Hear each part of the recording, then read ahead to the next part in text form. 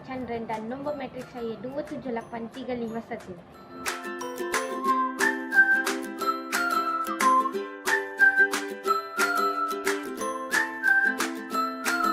Selamat pagi dan salam sejahtera saya ucapkan. Nama saya Jaswin Loh dan nombor matrik saya ialah 278983.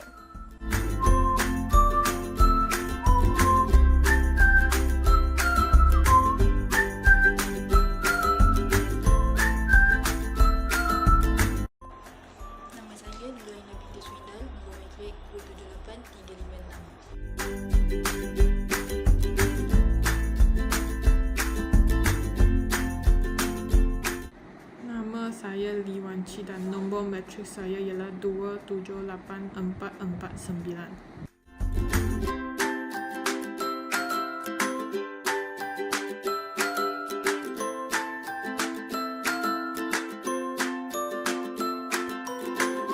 Assalamualaikum warahmatullahi wabarakatuh. Nama saya Muhammad Aridin bin Abu Bakar. Nombor matrik 279026.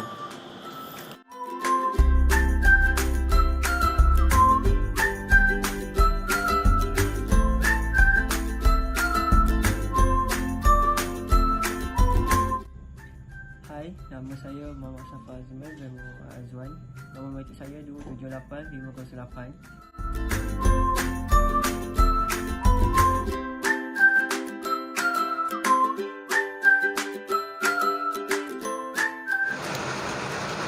Assalamualaikum dan selamat sejahtera. Nama saya Nur Syazwani binti Ahmad Nasir. Nombor matrik iaitu 278901.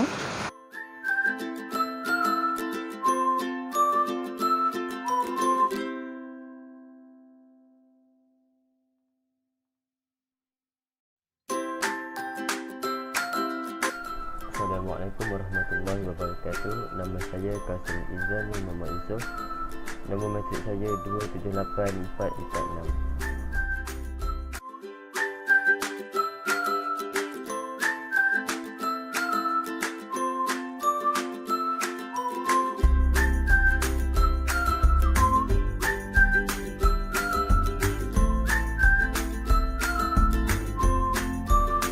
Nama saya Siti Hanisa binti Muhammad Kashmir dan memegang kad matrik 278476.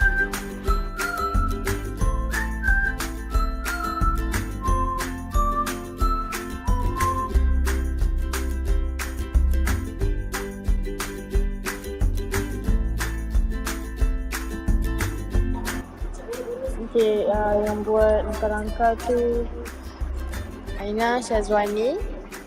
Aina angkat tangan. Ada tak datang tak hari ni? Macam mana nak angkat tangan? Visual. Tak boleh, gelap. Okey, dah nampak tu datang. Okey, Wani datang tak Wani? Nur Syazwani. Ya, Mana si? Alhamdulillah. Alhamdulillah saya ada. Okey, mereka akan melakukan poin bagi langkah-langkah. Seterusnya kita pergi pada faktor-faktor. Mustafa, ada tak Mustafa angkat tangan? Saya. Pandai. Kucing nak Okey, angkat tangan dah tu. seterusnya Hanisa. Hanisa tak datang. Okey. Tak apa. Seterusnya Arif. Arif Daniel. Ya, dah.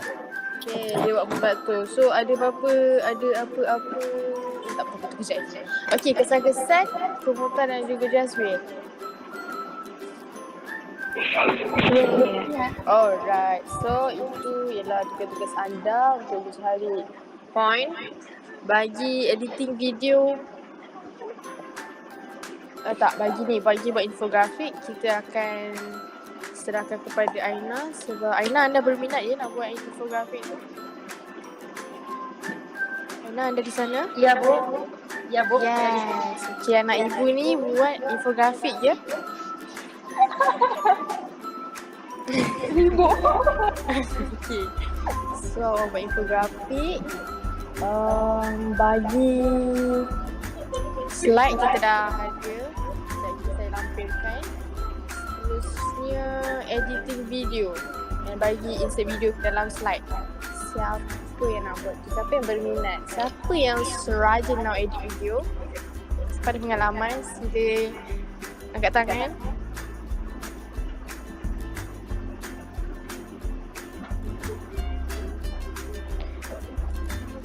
Okay lah, saya lah angkat tangan.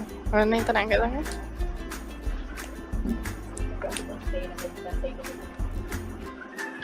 Yang video tu nak masukkan slide macam mana? Maksudnya? Yang macam Dalam video yang kau bagi dah. slide presentation tu, lepas tu tak video dekat bawah tu. Selitkan video dekat bawah tu. Maksudnya letak orang bawa dalam slide tu lah. Yeah.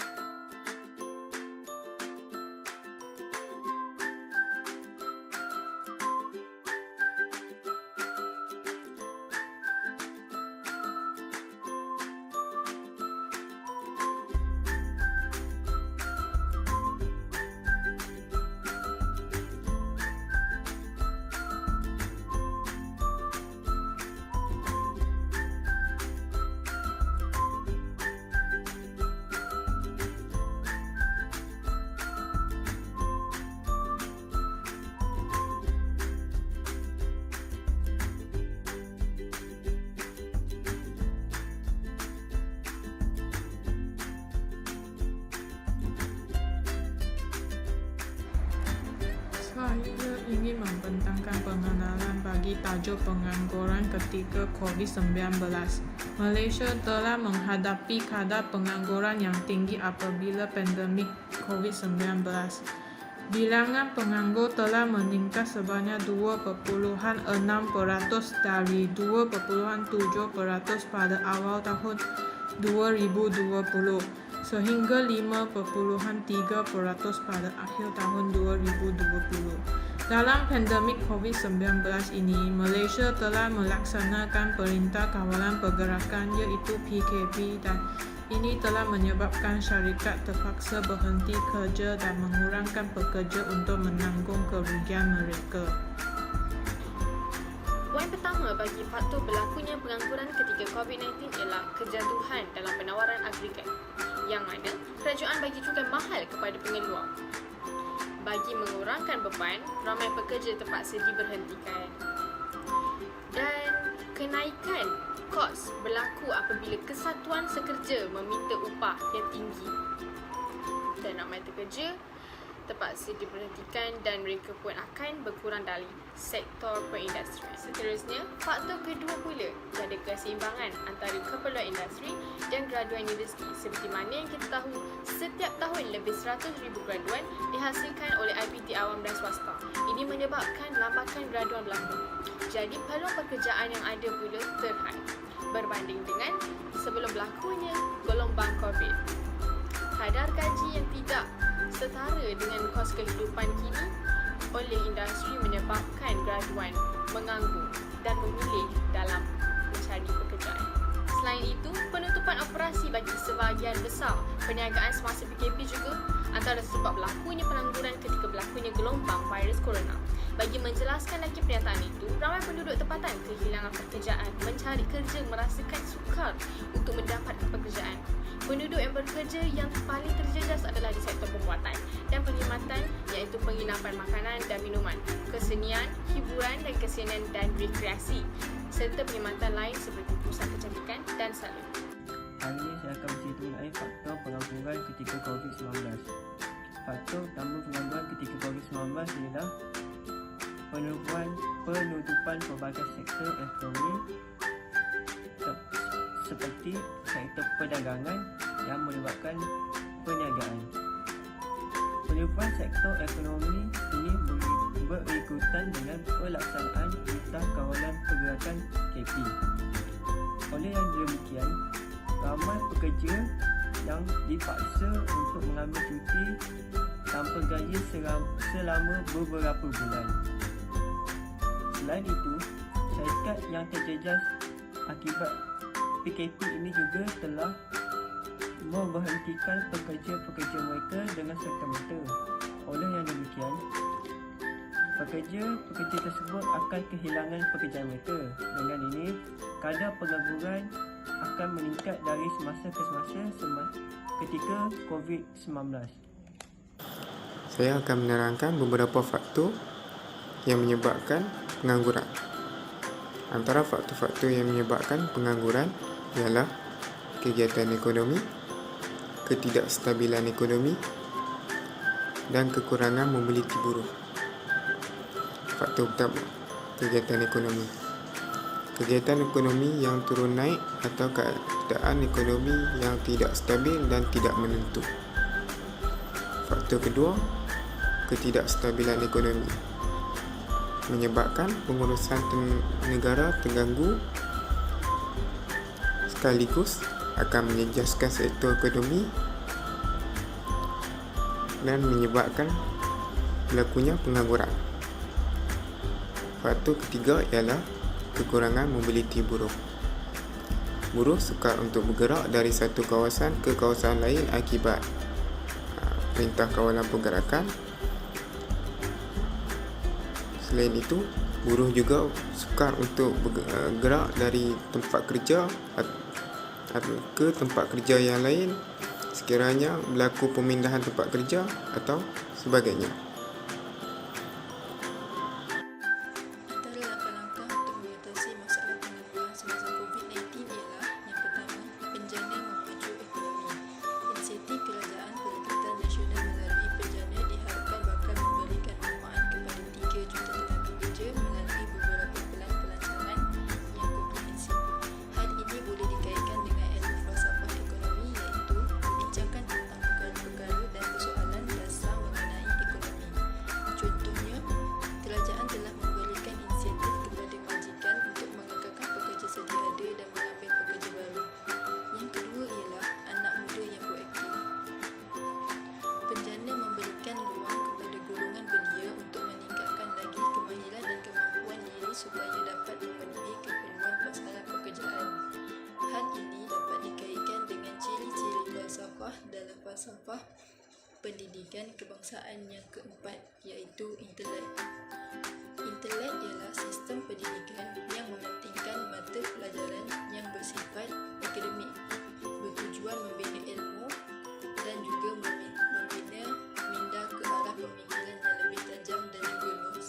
Contohnya, inisiatif ini melakoni program latihan dan penempatan jangka masa pendek di institusi-institusi yang terpilih. Saya ingin membentangkan langkah-langkah mengatasi masalah pengangguran ketika COVID-19. Langkah yang ketiga iaitu mengadakan kempen. Melaksanakan kempen seperti program Penjana Kerjaya dapat memberikan perkhidmatan pekerjaan dan mempromosikan peluang pekerjaan kepada pencari kerja secara percuma. Hal ini dapat memberi peluang kepada masyarakat setempat untuk menikmati kemudahan yang ditawarkan oleh kerajaan. Langkah yang seterusnya ialah latihan dan pendidikan. Pihak kerajaan harus membina lebih banyak institusi, teknik dan vokasional supaya tenaga buruh mempunyai kemahiran yang mencukupi ketika memasuki pasaran buruh. Hal ini dapat meningkatkan pengetahuan dan kemahiran dalam alam pekerjaan. Langkah yang terakhir iaitu memberi motivasi. Menyediakan satu ruang media sosial yang memberi perkhidmatan nasihat dan semangat yang menghubungkan tahap atau kekuatan individu. Oleh itu, motivasi yang kuat untuk bakal pekerja dalam mencari pekerjaan akan mendidik diri untuk tidak putus asa dan dapat membina semangat diri menjadi pekerja yang cemerlang. Kesan pertama pengangguran COVID-19 adalah mempengaruhi yang telah terganggu.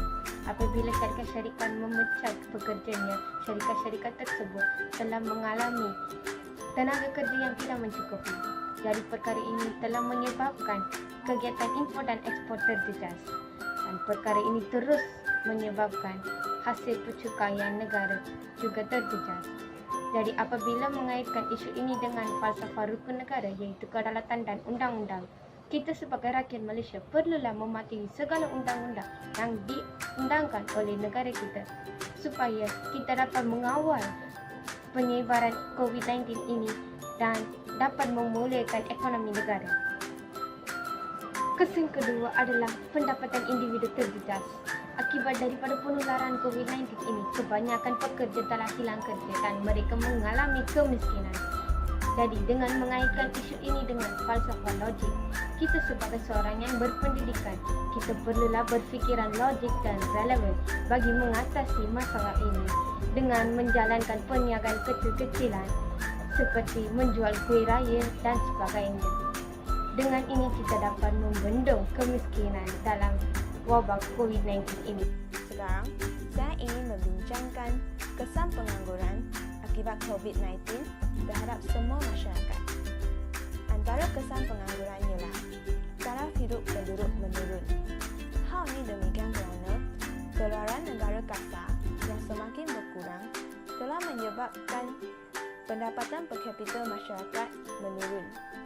Ini akan meningkatkan kadar kemiskinan. Dengan ini, ramai penduduk tidak dapat membeli barang keperluan dan barang berkendak. Selain itu, kesan pengangguran akibat COVID-19 telah menyebabkan kes jenayah meningkat. Hal ini demikian kerana penduduk yang tidak bekerja semasa COVID-19 tidak dapat menampung kos pembelanjaan yang semakin tinggi. Dengan ini, mereka tidak dapat menyara hidup. Oleh itu, mereka terdesak untuk mencari wang dengan segera dan terpaksa untuk melakukan sesuatu yang melanggar undang-undang. Sebagai contohnya, mereka terlibat dalam kes perompakan, pencurian, penculikan dan penipuan. Sebagai kesimpulan, pandemik COVID-19 telah memberikan kesan yang mendalam terhadap kejayaan seseorang. Ia telah mengakibatkan banyak syarikat mengalami krisis keuangan. Tambahan pula, Perintah Kawalan Pergerakan PKP yang telah membuatkan lagi syarikat menanggung rugi dengan lebih teruk. Hal ini telah menyebabkan pekerja kehilangan pekerjaan sama ada terpaksa berhenti kerja, mengambil cuti yang panjang dan diberhentikan kerja. Akibat daripada itu, banyak kesan yang perlu ditanggung oleh kerajaan dan individu. Masing-masing kehilangan pendapatan dan kadar jenayah juga turut meningkat. Oleh itu, masyarakat dan kerajaan haruslah berganding bahu membendung masalah ini supaya kadar pengangguran dapat dikurangkan. Sekian sahaja daripada kumpulan kami. Terima kasih dan Assalamualaikum warahmatullahi wabarakatuh.